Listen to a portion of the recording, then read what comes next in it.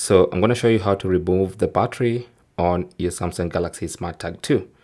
Now to do this, you can use a SIM ejector tool, and there are plenty of SIM ejector tools you can use. Actually, you can use any. There's one that comes in the box of your SmartTag, but of course, like I said, you can use any. Now, what you need to do is find a little hole right in this location here. You can see that there's a little hole there, and so you want to hold your SIM ejector tool like this.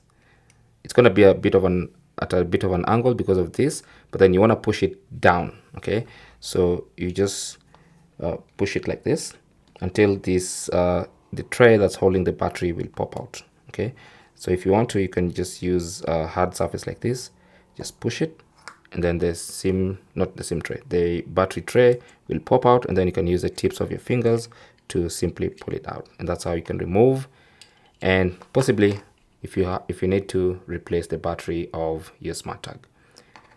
Thanks for watching, and good luck.